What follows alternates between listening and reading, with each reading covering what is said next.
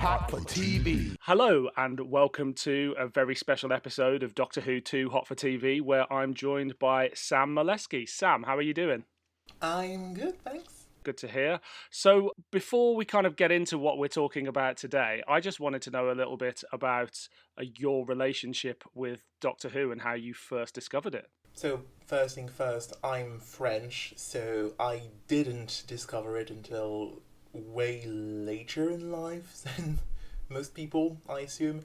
Because when I grew up, a few people did catch it on television during the Russell T Davies era. I heard a few people in, the playground when I was, in middle school talking about it. So I was, vaguely aware that it existed, but I never actually watched it. And I actually got into it through Sherlock, which is weird to say, and it's in the year of our Lord 2020, it's a bit cringe to admit it, but yeah, because Doctor Who kind of wasn't advertised very much or very well on French television, but Sherlock was, and a lot of people watched it. And I did, and I thought it was, in 2010, 2012, and I really liked it. And at one point, I didn't have any other shows to watch. In 2014, I was about to get, my equivalent of the A-levels. And that dude, Stephen Moffat, also worked on this show, Doctor Who. Sounds fun, Right. Sounds kind of British, looks a bit like the Avengers. My mother was a huge fan of the Avengers growing up, so I had a lot of, Avengers. Are we talking the Avengers, the cult British series, Yeah, as opposed to you know. Marvel? Yeah. John Steed, Emma Peel, that kind of stuff. The superior one, And I basically just bought the DVD set for the new series, and I watched through it, and I got caught up for Series 8 and Peter Capaldi's debut.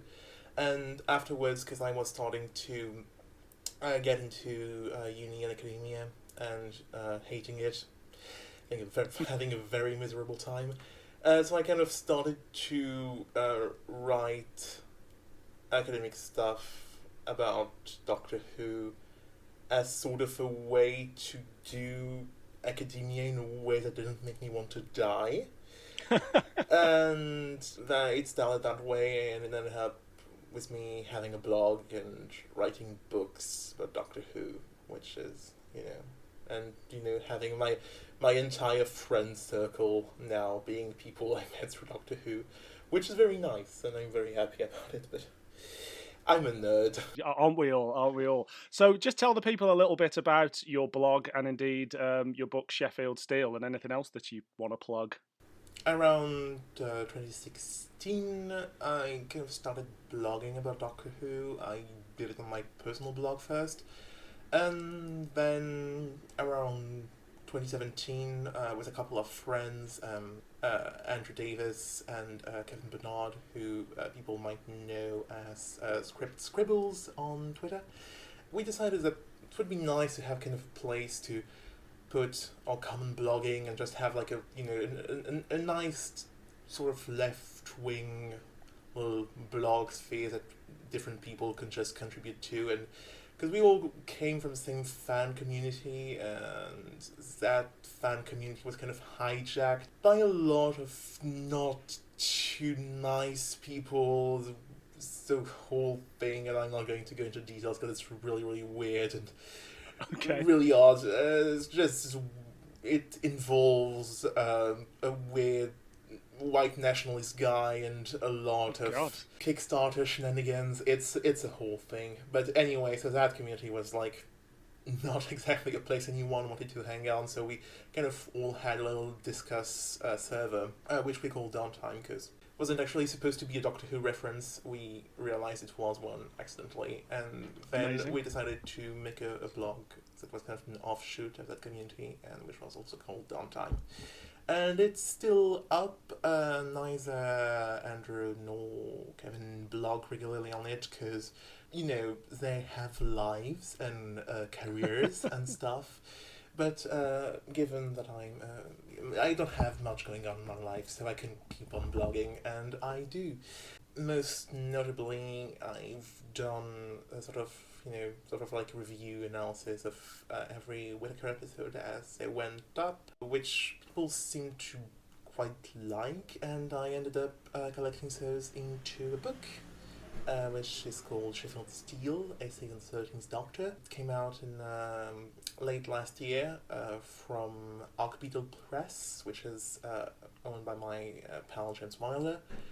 And for a very niche book about left-wing Doctor Who analysis, I think it worked pretty well, and people seem to like it, so I'm pretty happy with that. Since, apparently, the fact that I wrote a whole book about Chris Chibnall seemed to impress some people who thought that, there's not much to say. I ended up getting another gig to write books about Chris Chibnall because I did a Black Archive for Obvious Books, which is their series about sort of like academic analysis of individual Doctor Who episodes. I'm doing one on Eric in the UK. Brilliant. I mean, for anybody that hasn't checked out that range, they should really give it a look. It is one of the most exciting things I think to happen to Doctor Who sort of fan publishing in a very, very long time. I hoover up those books, and they're so insightful, but you can get through them in like less than a day, and they're perfect travel reading, I think, and they're just a fantastic range. If you ever want recommendation, you really should get the one on Love and Monsters, and I'm not saying that because it's written by my best friend, but also, yes. But also it's really, really good, so you should. It's fantastic. I've actually just read that one. I think I'm up to number 40 now, and I think the range is on about number 45 or something, so I'm slowly but surely catching up there. I've been reading them too, but much more slowly. I'm only on 21 right now. So what was your first kind of exposure to the wider world, Doctor Who beyond the TV show, in terms of like fandom? Was it an online community, or when did you discover that there was this kind of rich fan base behind it? I was on Tumblr for a bit, kind of didn't really use it a lot, but I read other people's stuff there, so I knew of sort of all the Expanded Universe fandoms that you had on here. Yeah. I was very intimidated by it, because it seemed very impenetrable. And I ended up kind of getting into Big Finish proper, because my friend Kevin, who was very, very into Big Finish and had listened to basically everything, kind of encouraged me to do it. Right. Basically, 2017 was a really, really bad year for me for a lot of personal reasons. So I kind of ended up listening compulsively to it, and I'm now at a stage where I've basically listened to Big Finish, to all of it. Wow, that's an impressive feat. All the Doctor Who stuff, basically. Right. There's a couple holes here and there, but 95, 96%, basically. What is it that appeals to you about this extended universe, particularly the Big Finish stuff? What exactly is the appeal there beyond the TV show? I think actually different corners of the expanded universe have very different sort of appeals to them, because you don't necessarily listen to something by Big Finish to get the same kind of experience than, I don't know, you have by reading Faction Paradox. Mm-hmm. Those are kind of extreme cases, but I think Big Finish has gone through a lot of different iterations kind of throughout the year, depending on the kind of people you had in charge of the different ranges and stuff. Yeah. I think they started kind of a lot more in that, experimental wilderness years sort of bubble, especially when Gary Russell was still in charge of the monthly range and that kind of stuff, where, it's kind of remembered as a bit like the glory days of the company, because at the time you had Rob Sherman doing all of his stuff, and Doctor Who and the Pirates, the Chimes of Midnight, Scherzo, the big classics. And I think they moved away from that and got into a direction that's kind of a lot more fan servicey, and I'm not saying that in a bad way necessarily, because I think that can be done very well, and it's very interesting. It's very interesting. It's kind of an art of giving people more of what they want, but in a way that's kind of interesting and that can, expand on things instead of just being a copy. And Yeah. Sometimes they can struggle a bit with that, but I think that when they get it right, you kind of have this feel of almost discovering, lost episodes of the show that slot really well into Yeah. what you already know, which kind of give you, more details and a bit of a. You kind of re-experience things, but at a different angle, and it's kind of really, warm and fuzzy and really nice. And, it's kind of a difficult alchemy to get exactly right. But I think that when it's done right, it can be, just reconforting. And there's a reason why that is popular. They come under quite a bit of criticism for a lot of reasons. And, some of those are a bit spurious. That was really kind of valid. But I think there's a reason why, they're still popular, they're still making content, and people are still buying the content. Which is that, it's fun. It is. It is a lot of fun. And I think that change in direction was a lot down to Doctor Who, the TV series, coming back as well. Whereas before the TV series came back, it was very much, we are the only new Doctor Who in a way. I know there was comics and books, but in terms of with actors, it seemed like the most sort of accessible thing for fans. And then when Doctor Who came back, the range became very much, right, we have to appeal to perhaps the people that like classic Doctor Who more and perhaps aren't into this new iteration of Doctor Who. So that's when I think it became more fan servicey. Yeah, and I think what this started to do, like in the most recent year, is really kind of starting to kind of, merge new and classic in sort of new and interesting ways. And I think that's pretty exciting, and I'm actually really looking forward to what they're going to do from now on. They've got their new series with Paul McGann, Stranded, which came out, last month, which is obviously with a past Doctor and all that, but also is set in 2020 and kind of embraces a very modern kind of drama and positions itself as a very modern kind of pre-Doctor Who. And so yeah, it's pretty exciting, and I'm very curious to see where it goes. So today you've done us a top 5 of sort of underrated Big Finish Doctor Who releases, some of which I'd heard before, some of which I hadn't, so I've had a lot of fun re-listening to them. Number 5 was Vienna Retribution.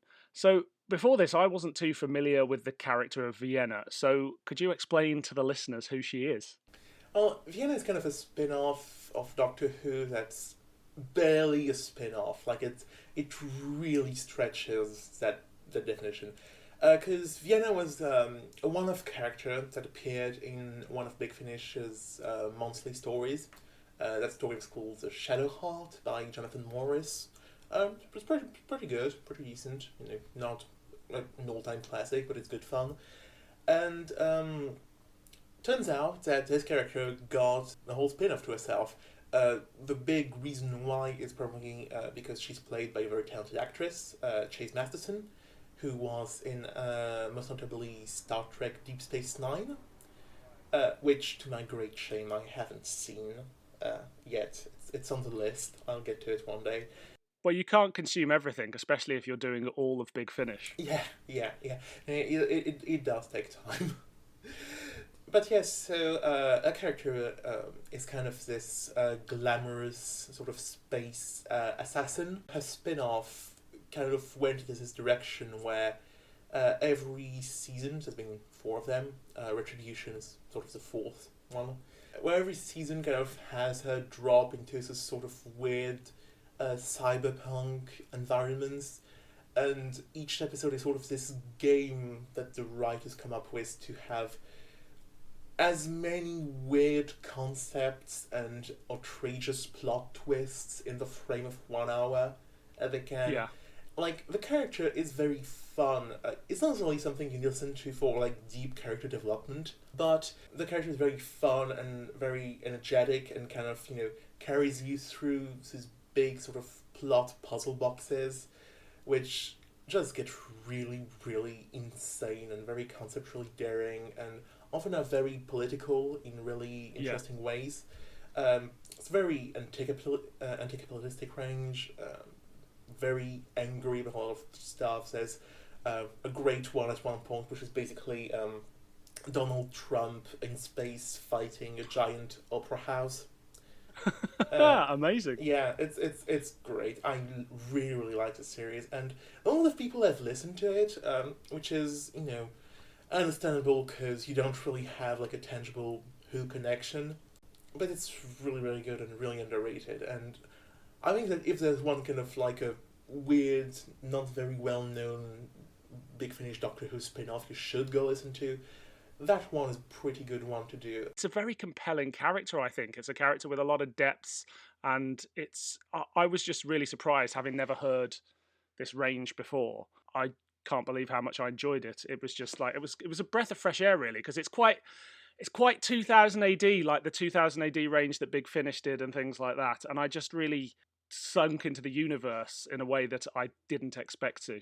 Yeah, yeah. The character was kind of thin before that, and that last box set it did, Retribution, kind of gives her, I think, a lot more character stuff to do, because essentially the plot revolves around her being accused of the murder of an innocent woman and sent to prison, and there's a lot of very interesting stuff about how she manages, her guilt over, because she might be, an ex-assassin now, sort of, sort of private detective slash maybe also a bit assassin. That's kind of ambiguous what her job description exactly entails at this point. But she used to kill people for business and kind of went out of that line of work, and now is brought back in and have kind of dealt through pretty complex feelings about that, while being put in the middle of a really conceptually interesting sort of space prison plot. Yeah. Which, because the prison she ends up in is basically modelled upon Dante's Inferno. Where as you get closer, as you go down the layers, the different levels of the prison, you get nearer to the core, which is poisoning people. That's how I read it, I think. Yeah, it's basically that, and it's kind of made of these different layers where people kind of burn in hell for eternity, and it's really kind of grotesque and weird, and I really enjoy sort of like the way it takes this insane aesthetic concept and use them to make some pretty strong and pretty interesting political points about the way people end up treated in prison. In real life you don't have the actual fires of hell, but it's pretty bad. Yeah, and the way prison like that ends up being a business and ends up being tied into a lot of capitalist interests, which the episode delves a lot in, the whole sort of privatization of the prison system and stuff like that. And it does it really, really well. It's pretty long audio because it's a whole set, so there's like 3 1-hour episodes, but it's just so well structured, and it has twists for days and kind of always keeps you guessing and always finds a way to kind of jump to another plot track or reveal something you didn't expect to, and it's just really really good. I love it a lot. It's great, and there's some great supporting cast and characters in it. You have Annette Badland shows up in it, I think. Yeah, she plays a sort of a lesbian mob boss, which is Yes.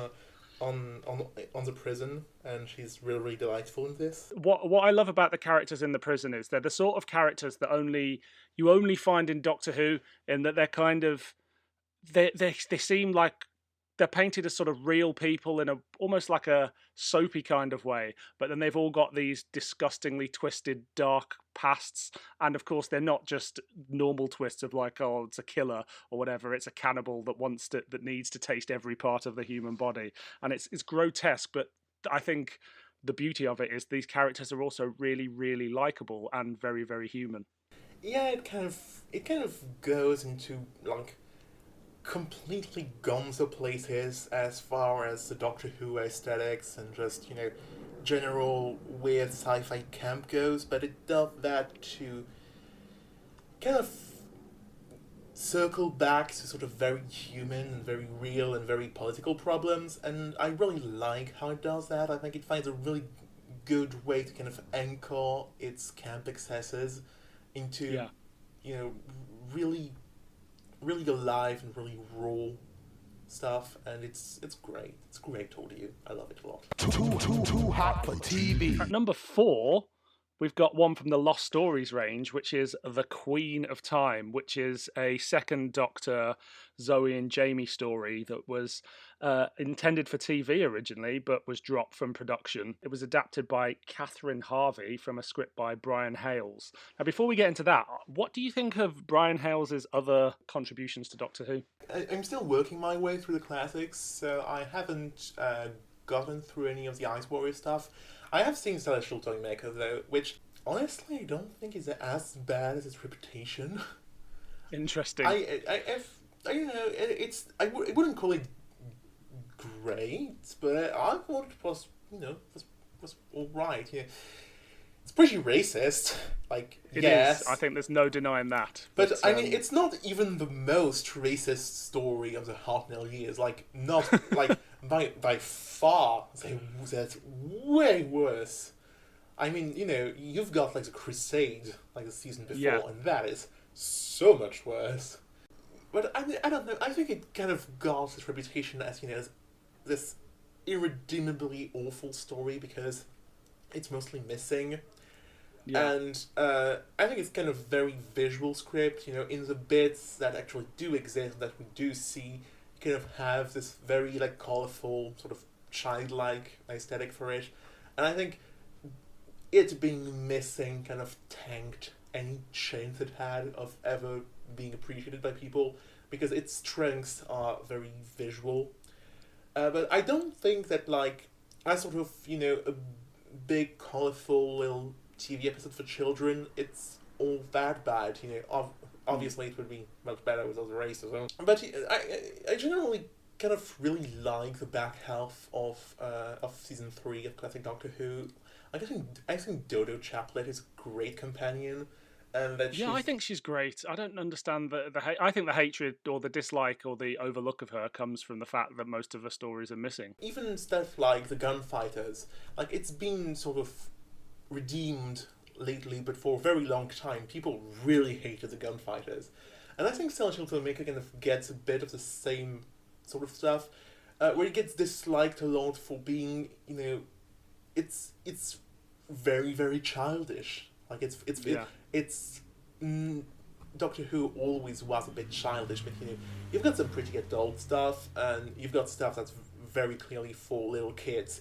And I've tended to note that episodes of television that I like, episodes of Doctor Who that I like aimed at the younger audiences, tend to generally get really, really hated by the rest of the fandom. Yeah. Like Fear Her in New Who. Yeah. I don't think Fear Her is bad. On a script no, level, I don't. It's basic. It's not a great script, but it's basically a Sarah Jane Adventures episode, and on their term, it's not bad. And I remember Matthew Graham, the guy who wrote it, by saying that people hated it, but he got plenty of mail from little kids who said they love it. So he was fine. I'm happy with that. But I think Doctor Who fans often get into Doctor Who as a child, but then as an adult, anytime it's childish, they it's irredeemable in their eyes, which I think is a really peculiar thing for a family show. Yeah. I don't know. In the Forest of the Night is a. I love that episode. I think it's really magical, and people hate it. But I bet there are kids watching that will sit in their memories for years and years, like classic fans remember the one with the maggots and things like that. Yeah, exactly. To circle back to the episode in question, the Queen of Time isn't very childish. So it's pretty normal sort of Doctor Who tone. But I really like it, and I think it gets kind of overlooked in the Lost Stories range, because you have a lot of very big, important Lost scripts in there. Most notably, I'm thinking about the Maurice Farry ones, Farewell Great Macedon, The Fragile, The Lock of Fragrance, which are some of the best Doctor Who ever made. So yes, it's easy to get overshadowed when you have that right next to you. But The Queen of Time kind of gets overlooked in comparison to this one, and I think it's a shame because I really like it. It kind of gets to a lot of the really fun stuff that there was in the Celestial Toymaker.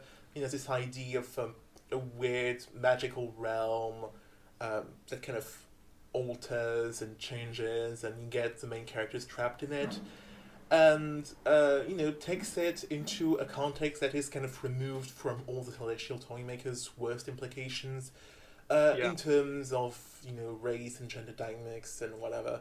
Because the basic pitch of the Queen of Time, it's basically the Celestial Toymaker, except it's the Celestial Toymaker's sister who's the villain, who's this sort of extra-dimensional entity called Hecuba.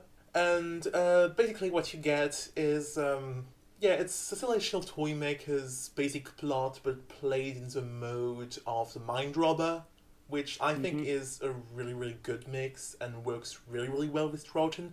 Probably better than with Hartnell, because I think that with William Hartnell kind of had an awkwardness in how you make him fit with certain kinds of plot, and in the Celestial Toymaker, he spends like 4 episodes playing Jenga, so...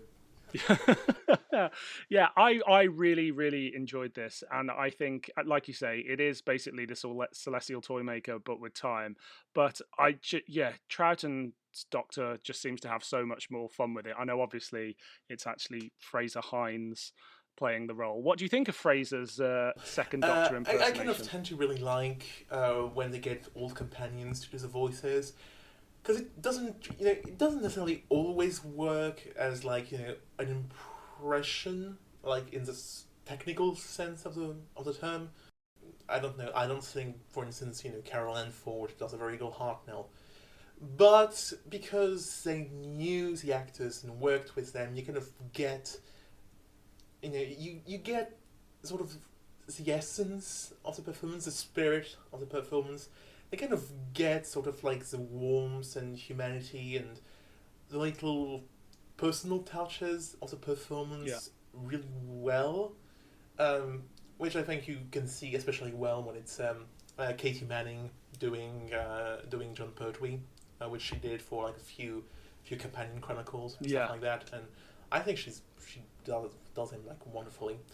But here. Here and in the many audios in which he's played Troughton, I think Fraser Hines is really, really good, and I really like him. Yeah, he's great.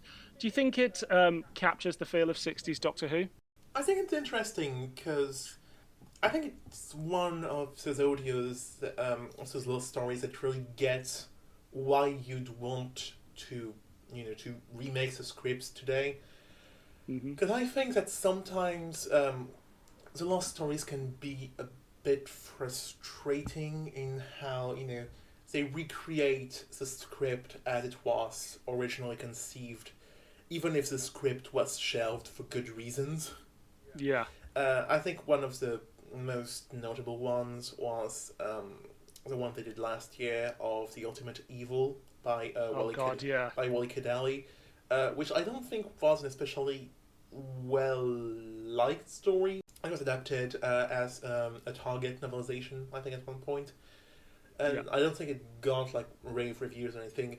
And the sort of, like, adaptation of it kind of firmly anchors it in the Colin Baker TV era, instead of, maybe kind of smoothing things over a bit and maybe putting it a bit more in sort of the Big Finish, more complex, more interesting things Doctor. And, and I think it's really interesting to kind of take a past story and show how it's influenced the show now, how it's still relevant today. Sometimes it's really easy to do that because, when you have the Maurice Farry stories, they're amazing. They're some of the best who ever made. So, not much work had to be done there. But, stuff like The Elite, I think, does a really good job at kind of pointing out how that stuff that was written in the 80s can still be relevant today in terms of politics and in terms of plot and character development. And I think The Queen of Time doesn't necessarily do that, because 60s Who tends to be maybe a bit sparse on like the character development front. Not all the time, but it's not necessarily a priority. But it really works in terms of aesthetics, because it takes a story that was like Imogen in the 60s, but uses the fact that it's rewriting in the 2010s to kind of, I think, up the scope of it a lot.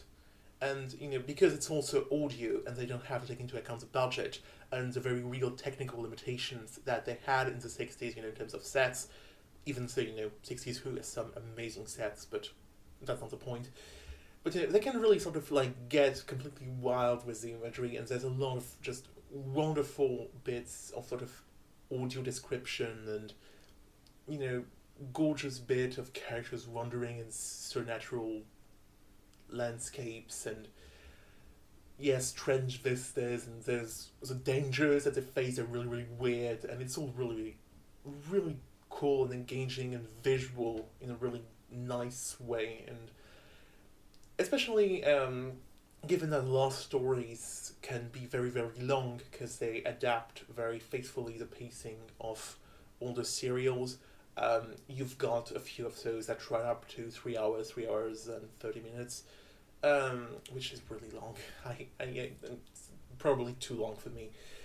But this one, I think, clocks in at 2 hours, 2 hours and a half or something like that, and it's just really well paced and keeps you engaged all the time with this kind of weirdness, cool concept that can suddenly throw at you. And I think it's a really good time, and not one I see discussed a lot, so I just wanted to plug it a bit. And I really liked what Catherine Arvey did in other stories. I think it's a bit of a shame she hasn't written anything for Big Finish since, because she that was a bit strange. I thought she kind of disappeared a little bit, but like it was a great adaptation, and you could certainly feel a lot of her in it, not just Brian Hales. She'd sort of like short stories for kind of Big Finish's anthology releases, but the ones she did were all really good, and I have really nice memories of them. The one she did for their 1001 Nights release. I'm not a huge fan of this anthology, but her part in it is really, really good. And it's she's I think a pretty underrated writer, and I've kind of tried to sort of like plug some very underrated female writers that did Big Finish in this list. You absolutely have, and quite rightly so. Too hot for TV. The third one we come to is part of the Doctor Who Unbound range. It was kind of like a what if premise to the Unbound range. Each one had a different premise, and the one we're looking at here is A Storm of Angels, which is a sequel to Old Mortality, which features an alternative version of the first Doctor played by Geoffrey Bayldon. First off, I think this is the most interesting range Big Finish has done. Is the range as a whole a particular favourite of yours? It's really interesting. I'm kind of sad they never did anything else with it. I think it was partly because there were some right issues in terms of the return of Doctor Who, and they didn't want like too many like alternative Doctors when the BBC was trying to promote the show. But with the Timeless Children and what happened the last season Doctor Who, maybe they'll mellow a bit on that, and I would certainly love to see more, because they were all really interesting and kind of offer you like huge diversity in terms of story, kind of really show you the ways you can sort of twist Doctor Who, and it's really fascinating range. I don't love everything in it. I think there's a couple.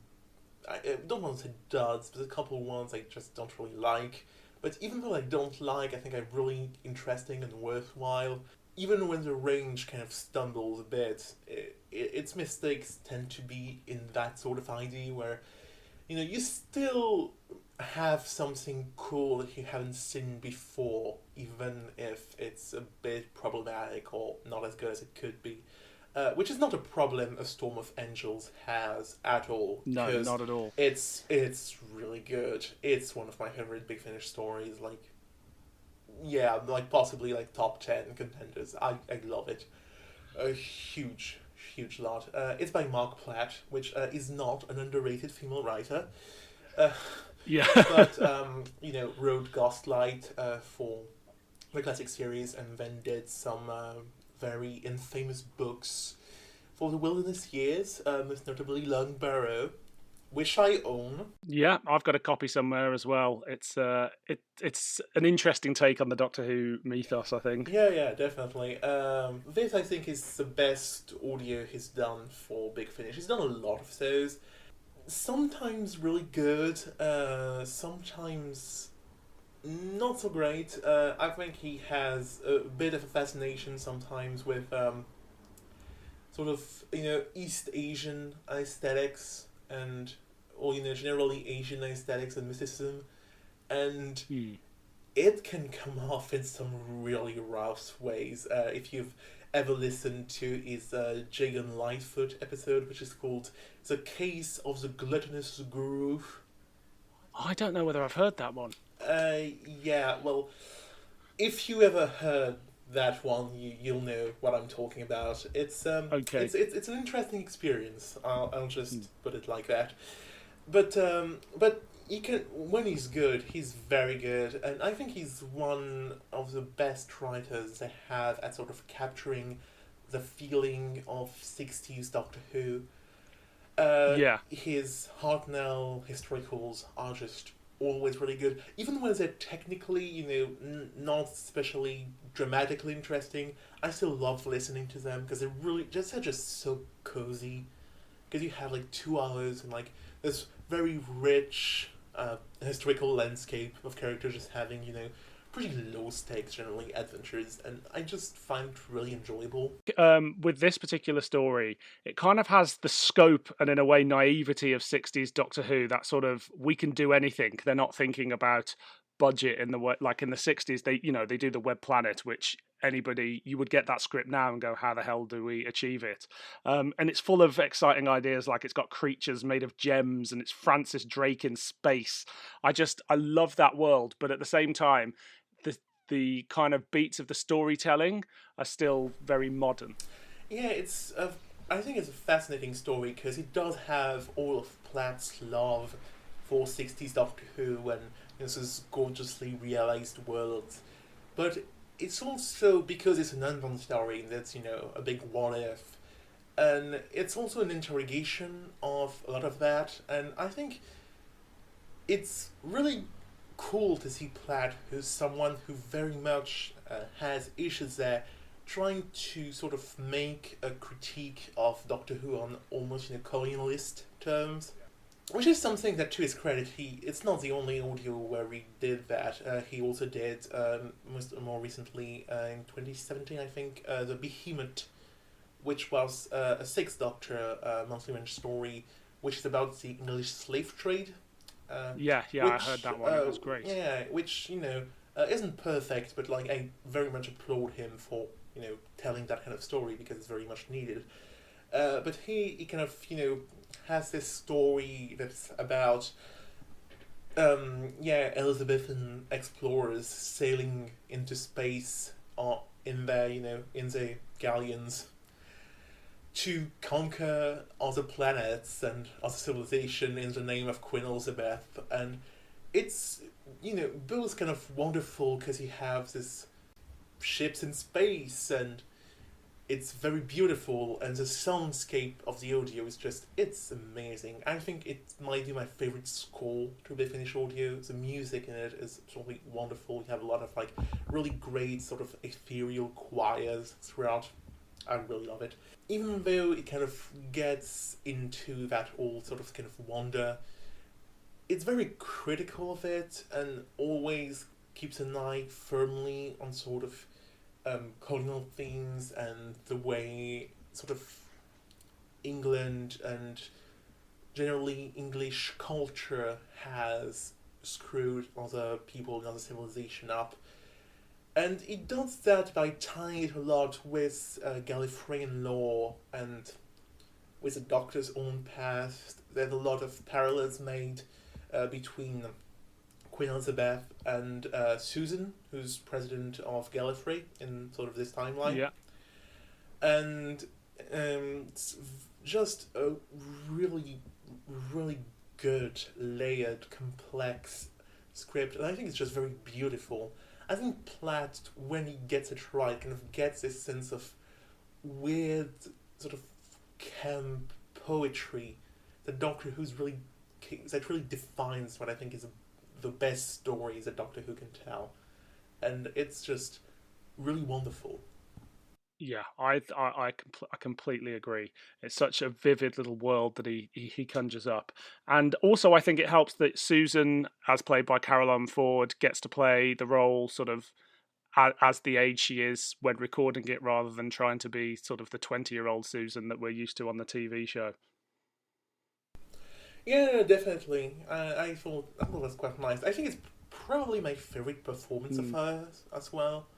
I would have to think on that, but yeah, if it's not my absolute favorite, it's definitely like a strong contender for it. She's really, really good, and she gets a lot of really interesting material. I think her relationship with the Doctor in this story is just really fascinating. Where you can have a lot more strain maybe than in the actual show. There's also a lot of love and tenderness, and it's just a really fascinating world to spend time in.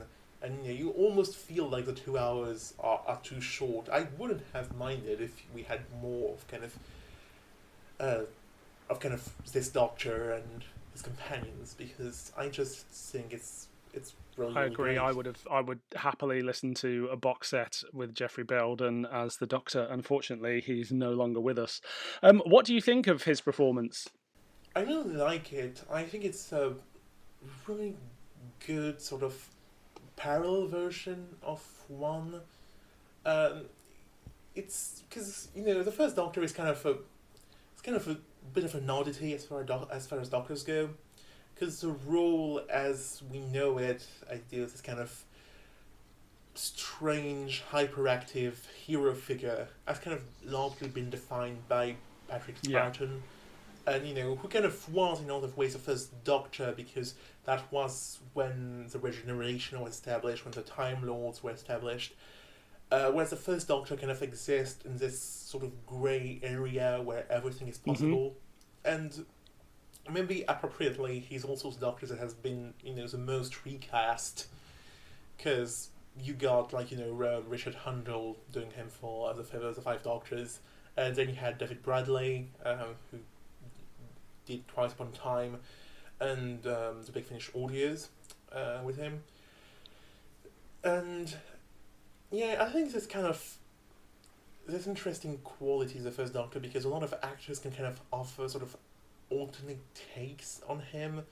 He's not sort of tied up in one rigid definition of the Doctor, the way further incarnations were. The character is a lot more fluid, and I think that because of that, the sort of performance you can offer um, around him are a lot more fluid and a lot more varied, in a way that still feels true to sort of the idea of the character anyway. Yeah, I But completely agree, and I think, like you say, all the other Doctors, their performance feels definitive, tied to them, but. With Hartnell, well, with the first Doctor, it does feel like there's 3 or 4 different iterations that are all equally as valid. yeah, absolutely, and yeah, and I really like what Baildon does. I think he, he kind of plays up a bit, sort of maybe like the family man part of Hartnell's performance a bit. He plays him a lot more human and warm than Hartnell did, because Hartnell could be very, very warm, but he also had a sort of aristocratic Yeah, wizard aspect to him. This kind of weird, like childlike goblin scientist mm. person, who mellowed out a lot over his seasons. But I think Belden does a performance that kind of takes that warmth that was already in Hartnell's performance and kind of centers on it and makes him a lot more vulnerable and a lot more human in a lot of ways. And I think it's really interesting because you don't have a lot of stories that really center on the First Doctor's own feelings. You have occasional glimpses. There's a very famous scene at the end of the Massacre where he kind of goes into this speech about how all his companions left him, and very moving. It's one of Hartnell's best moments as a Royal Nurse Station. But I think it's interesting to have kind of a different take as a character that allows for a bit more introspection. And it's not something you necessarily see a lot in Big Finish, because they tend to kind of do most of the character developments with the companions. Old companions, new companions, whatever. In moments when you kind of dig deep into the Doctor's psyche are kind of rare. Like, for instance, like, I don't know, I couldn't tell you, like, of any specific audio, like the Seventh Doctor gets, like, a big character-defining moment. Yeah. He gets a lot of good material, but character stuff specifically, it's kind of rare. Like, Seventh Doctor has one big one, which is Afterlife, by Fitton, which is wonderful. But, that's, like, one audio in, like, 20 years. Yeah. And, which is not a critique, it's just not how Big Finish, like, tell stories, and they kind of really stick to the companion sort of development, especially their own companions. But in this sort of alternate space for storytelling, they can actually do that, and they embrace it a lot more, and you get to see it there, and I think it's just really good and really enjoyable, and also really touching and thematically compelling, and I love this audio a lot. Too hot for TV. Coming in at number 2, we go on to the monthly range, as it's known, and we've got Night Thoughts, which is a Seventh Doctor Ace and Hex story. So it's, I guess, a bit weird to put one with 7, Ace and Hex, because they're one of the most beloved Big Finish exclusive teams, and with good reason. They're a very good team, but I don't see Night Thoughts mentioned a whole lot, except in really hardcore fan circles who have listened to the whole super complex, super long arc with those characters several times over. It's kind of a really well hidden gem, which once again kind of makes sense given that the range is kind of dominated by a few huge classics that almost everyone has sort of vaguely heard of. Like, if I tell you about Ace and Hex, people usually are going to go, oh yeah, Live 34, with good reasons. Yeah. Live 34 is amazing. But there's a couple ones that get a lot less discussion in comparison of, the big arc episodes, and that's one of those. And it's kind of a really odd story in a lot of ways.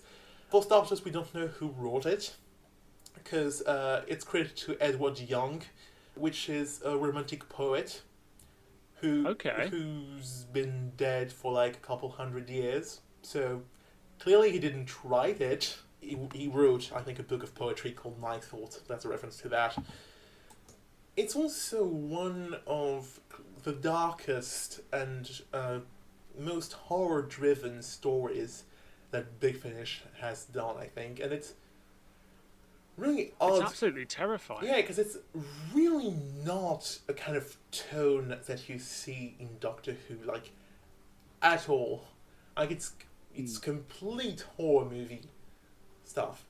And, they kind of occasionally dip their toe a tiny bit into it, but not like that. That's considerably darker than what you usually get, and the tone and the plot structure feel noticeably different. It's kind of like, a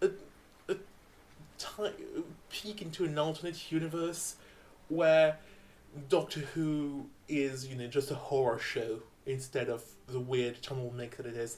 I just think that I'm a huge fan of horror. I got into writing about media and into cinema studies because I was a huge horror fan and started writing stuff about horror movies, and seeing who go into the territory and doing it by all accounts really, really well, because it's a really good horror story, just makes me really happy. And if people are into that kind of stuff, it's a sort of narrative that you enjoy, and it's just wonderful. And even without that, I think it does some things in really unique ways. It kind of has like very original takes on some of Doctor Who's greatest tropes and cliches. Yeah, I because it is essentially a base under siege story, isn't it? But yeah, well, it's yeah. a cottage under siege or whatever. But it's telling that story that you've heard before, but just make it. But because it's such a kind of horror story this time, it feels really fresh and different. Yeah, and there's also the ending, which I won't spoil because there's a very nice little mystery running through, and it would be very, very bad to waste that. But the ending, especially, kind of feels like a send off of one of Doctor Who's most tired tropes, and I like it a lot for that. But yeah, but yeah, the whole cottage and the siege vibe, it totally has like its roots in a lot of actual horror movies, but the way it sort of played it is just really well done and really deliberate. It takes a lot of time to just set up like a really gripping, really anxiety-inducing atmosphere, and the sound design in it is just, it's wonderful. It has one of the best sort of soundscapes in Big Finish history, I think, and it uses a lot of sort of tricks you don't necessarily see a lot in other stories. I think it uses repetition a lot. You have like this one sentence that keeps coming throughout the story, with the Doctor repeating all the time, "Come into my parlor, say the spider to the fly." yeah. And the trailer for it was basically just like that sentence in a loop. It was great. The Amazing. trailer is wonderful. If you ever want to be sold on the story, I would advise you to listen to the trailer, because the trailer is great. I was just going to say McCoy's performance in it is fantastic, and it's it feels like a natural continuation of him from season 26, just amped up a little bit. But it doesn't feel like that kind of New Adventures great manipulator that I think some Big Finish and the New Adventures try and paint him as. Yeah, definitely. I think it's one of his best performances. He does get into a bit of manipulation and weirdness, but he has a lot of sort of kindness and warmth to him in this, which is really nice as a contrast to the more horrific stuff. And Yeah, especially since his companions get really put through the ringer in this one, like poor Ace. Like there's a scene in particular which is really violent, like even by early Big Finish standards. It's not the worst thing that happened to Ace in all of the stories, because she did have she did go through Paul Cornell's The Shadow of the Scourge, and yeah, that was rough. yeah. But it's still pretty up there, and it's pretty gnarly. Yeah, it is. It is. And so, from what I understand, this is actually a lost story, but before the Lost Stories range existed, like it was a pitch for season 27, apparently. I didn't know that, actually. Yeah, I can totally see though. It does feel like a pretty natural fit for where the show was at this point, and I like in a few cases there's a sense of they didn't really adapt the story so much as the draft. Like a lot of the stories we have, like for instance for season 27, stuff like Animal, Earth Aid, Thin Ice, I think was like the Ice Warrior one that Mark Platt was supposed to be doing. Like, we got adaptation of those in audio, but those weren't exactly like adaptation of scripts that were written for series. They were just like, pitches and early drafts. I don't think there was ever And actually any scripts written. I think it was just yeah, a case of conversations and ideas. Whereas yeah, definitely. this one, I don't know whether it was maybe like a cold calling script that someone just dropped on a desk and it was briefly considered, but probably wasn't actually. But that's what I understand. But then I guess from there, I had no idea that the author's name was an affectation. So I'm really intrigued to try and find out who wrote Yeah, that I one. have absolutely no idea. But in position to, so stories that kind of feel like they were made out of pitches, this one just felt like so complete and so polished. Like, this could have been on television. Like, it probably wouldn't have been, nearly as graphic as it is, Yeah. but the bare bones of the story could absolutely have made it to television. Like, the quality standard for it is really high, and and it's just also a very good sort of TARDIS team. Like, the fundamentals that it's using are really good, because the Doctor and Ace and Hex are three really good characters that really work well together, and on those foundations, it makes the pitch and like the way the story's plotted just absolutely sparkle.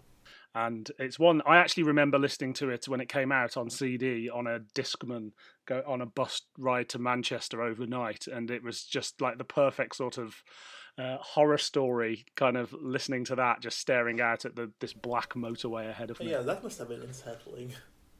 Yeah, it was very unsettling. So this is one of those ones that sits in my mind as like sort of a peak moment of Big Finish. Too hot for TV. So your number one underrated Big Finish is Catch 1782. Which I will say is a terrible title. Love the story. Yes. The title, not so much. I think it was like my top picks I absolutely wanted to talk about for a lot of reasons. The first one is, like, that one I actually never see mentioned, like, at all. Like, No, you don't at all. In fact, when you said it, I knew I'd listened to it, but I couldn't tell you who the Doctor was, what it was about, and obviously returning to it, it felt like something I'd never heard before. yeah, it got completely swallowed by the conversation. Because, like, Night Thoughts or Storm of Angels, they're, I think, underrated and don't get maybe enough discussion in the fandom. But I've definitely heard, I definitely know people who've heard it. Yeah. Who've heard them. Catch 1782. I know two other people who've listened to it. Wow. That's about it. It's confidential. I Which mean, is weird because it's not some like deep Bernie Summerfield cut that they made. It wasn't the main range. Like, yeah. it wasn't the prestige range, but no one has heard it. And I don't get why, because I think it's pretty good. And interestingly enough, it's also by a female writer. One of, the only female writers to do the monthly range, because, like, for the first 10 years of the monthly range, you had, like, one woman, and that was Wow. Jacqueline Rayner, who, is one of the best Doctor Who writers there is, so, Yeah. of course. But also, it's been very, very, very male, and because I do a lot of sort of stats about like diversity in Doctor Who media. I'm a nerd. I like stats. Like, in the space between 2008 and Jack Rayner's A Doomwood Curse and 2018 and Una McCormack's Red Planets, you had no woman who did like a full main range story. You had like a few anthology episodes and the co-writes, but no woman with like a full, complete 2-hour story. And that's absolutely shocking. Yeah, it's pretty impressive. But, you have, and this audio is like a really good demonstration of why you should have female writers sometimes, because it's, I think, one of the most unique sort of stories that they've had, because it's so much about female perspective and female perspective on history, on Doctor Who storytelling tropes, and it does a lot of stuff that you would expect maybe like the TV show to do. A lot of things that Stephen Moffat kind of touched upon a bit, I guess. But it does so in like 2004. Pretty impressive. Like essentially, the bare bones story is that the Sixth Doctor and Mel are investigating some weird going-ons at an English estate, and Mel kind of triggers some weird temporal anomaly and gets sent back in time to 1782. And she kind of is welcomed in the estate by the local lord. And then you have 2 hours of storytelling about why it would actually really, really suck to be a woman stranded in the past. Which it would. It absolutely would. Yeah. But it's not something that a lot of stories necessarily address. Like, I think, like, a big one that I can think of is Thin Ice. Not the Ice Warrior ones, the other one in Capaldi's era. With, the whole stuff with Paul Mackie and Bill going, I'm not exactly white. And, of course, you had Rosa in the first season with Jodie Whittaker. But before that, like, even in the Shakespeare Code, where you have Martha showing up in London in the Renaissance, you've got the Doctor, walk like you're on the place, that's alright. Yeah, which is a very white male attitude towards something that actually is a significant issue for the companion in that case. Yeah, I mean, it was written by Gareth Roberts, so very makes true. sense. But, it's really nice to have, like, an audience that just takes sort of this problem of a companion fitting in the past and makes it, like, the big driver of the plot, and makes it, like, the only thing the plot's about, and just does a deep dive on it for 2 hours. And, it's not like my favorite story on that list, on, like, a pure storytelling perspective, but I think it's a really unique sort of piece of, like, feminist Doctor Who that people do not discuss or analyze, and I think it's a shame, because it's really that kind of perspectives that we need more of in Doctor Who. Yeah. And we've had more diversity, especially in Big Finish, which has started to hire more and more female writers, but even so, Big Finish still has had like maybe 2 non-white writers in their lineup since the beginning, and there's kind of a lack of diversity in spin-off media in general, and it's a shame because it really does benefit from this kind of perspectives, and absolutely, this is an audio that really could only exist like written by a woman who knows the kind of topics, who has experience with that stuff. Or not as an experience, but who kind of that understands it, and I think it's a really important thing to listen to understand how much this kind of alternate perspectives are needed in Doctor Who. Oh, I completely agree, and it's very much, although like the story is solid, it's very much themes over story, but that works. So it is about a female perspective of what it's like being stuck in the past, as you say. So, and it desperately needs a female writer to tell that story. It's also about mental health and how men of a certain age especially don't realize that they actually have significant mental health problems that they've not addressed. And I think that's something that doesn't get tackled enough, especially in sort of the spin-off media, and especially in sort of main range Doctor Who. Yeah, and I think a lot of stories that kind of have touched upon, sort of problematic and abusive dynamics in spin-off media, and especially in Big Finish, kind of go into this very black and white direction where you have, the heroic female lead that is persecuted by a man who's just, awful and he's the worst, and no, that's obvious. That's not how abusive relationships tend to work. Like, whereas this does show you the sort of like English lord who's kind of who in some respects is kind of nice and is kind of understanding and is a genuine person with genuine complexity, but Yeah. who also acts in absolutely terrible and abusive way towards other people. And I think it's important that you have this kind of complexity and acknowledge that, all of these things are complex human interactions and aren't just a question of, good versus evil. Tellingly, a lot of the stories that really simplify sort of abusive dynamics that I've seen in Doctor Who spin-off media tend to be written by cis white dudes, which isn't very surprising. I kind of respect the story more than I like it. It's not my absolute favorite, but I do respect it a lot, and I think it's really important that it gets a bit more of the spotlight. Yeah, like I think a lot of people should take a listen to this too, because also there's no central villain.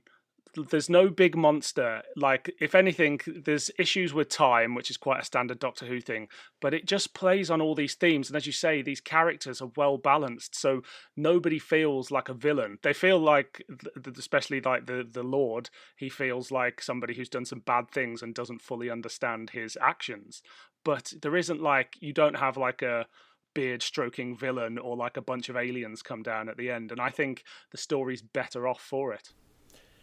Yeah, no, definitely, and it reminds me a bit, which is an odd comparison to make, because stylistically they look very different, but it reminds me a bit of what Dave Stone, who's one of my favorite Doctor Who writers, did in his Wilderness Years novel. And, tonally, it's night and day, because this audio is, very sort of elegant and quiet and calm, whereas Dave Stone is he writes books that are just like complete camp madness. Yeah. But he did write a lot about like very real human abuse and sort of problematic emotional dynamics. He has this whole character who's called Jason Kane, who ended up like becoming an intergalactic porn star, but started out on Earth as a queer kid in an abusive household, and it's that same kind of of human variating complexity that you really see on display in that story, and it's just a mood of storytelling that I really miss, I think, from expanded universe stuff, because there's some ways that Doctor Who and television can't always articulate certain things, because it does have limitation in terms of what it can show and in terms of the scope of the episodes, but the expanded universe has a lot more room for that kind of maybe a bit divergent perspectives, I guess, and it's a shame that in a lot of time it doesn't really take the chance it has to really push on those things, because when it does, generally it's really good. I completely agree. And also, this does something that Big Finish often get a lot of praise for, but I think it's worth pointing out. This is a Sixth Doctor and Mel story. Now, I love the Sixth Doctor and Mel on TV and in Big Finish, but Bonnie Langford as Mel really gets some decent material to kind of get her teeth into in this, and it shows you what a good companion and indeed decent actress that Bonnie Langford is. Yeah, definitely. I think it's one of the best performances, because it does put her kind of in a very different direction than one the character is usually pointed out. Because usually Mel's kind of fun, campy character who gets to boss the Doctor around and solve computer mysteries, even in the Big Finish stuff, which has been pretty good. There's a lot of Mel audios I really like. But here you kind of have a very serious, dramatic story for her, and it's a very nice change of pace to get Bonnie Langford that kind of stuff. And I think it's actually a really interesting thing that they did his story with the Sixth Doctor, because there is a definite sort of undercurrent of the story being, in a way, about confronting some of the less savory aspects of Six's TV era. Because, he has a pretty abusive dynamic with Perry. Oh yeah, it's absolutely horrendous. Like, you just wonder why she would stay with him, because it is just horrendous. I mean, it's the moment I always quote is that bit at the end of Twin Dilemma where he goes, "I'm the doctor whether you like it or not," and that's just basically going, well, yes, I'm an abusive spouse, partner, friend, and you'll just have to get used to me knocking you about. Yeah, exactly. And, Big Finish has done a lot of stuff to kind of mend sort of the relationship with Perry and the Doctor. Neve Fountain is actually married to Nicola Bryant. I wrote a lot of stuff.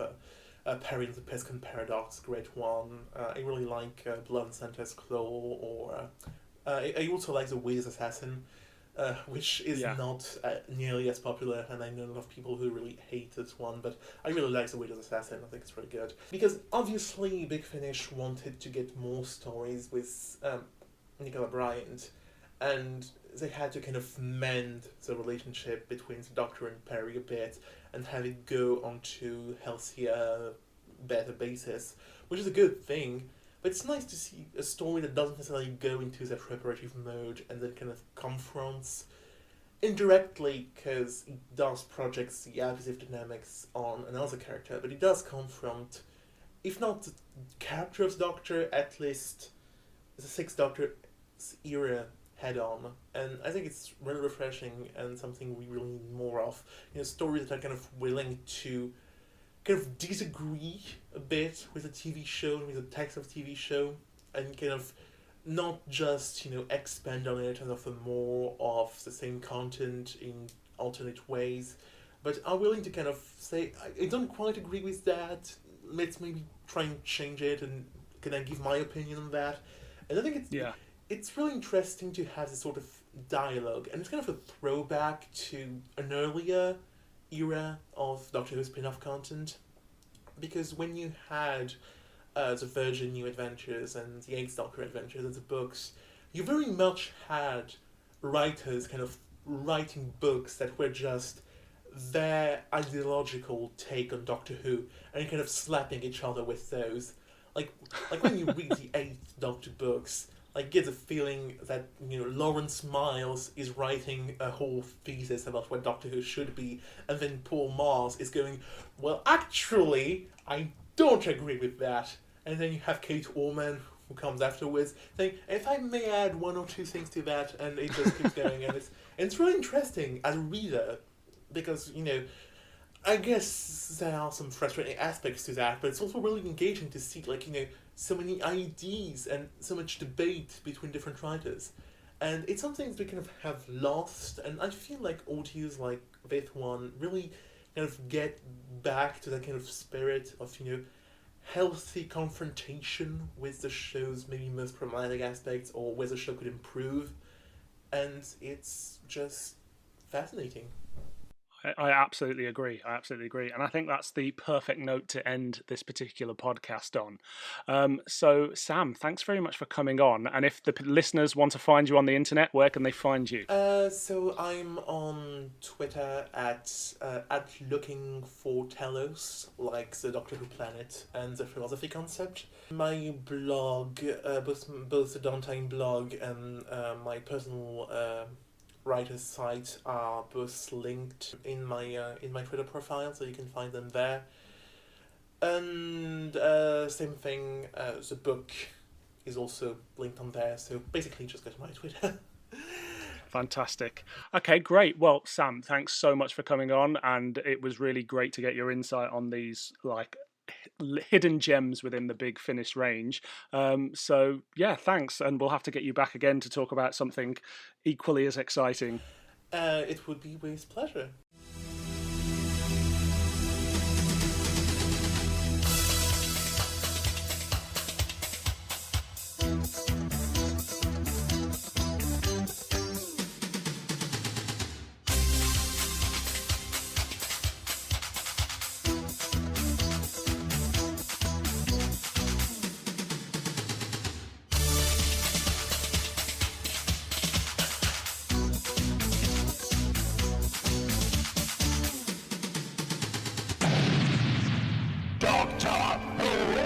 Too hot for TV.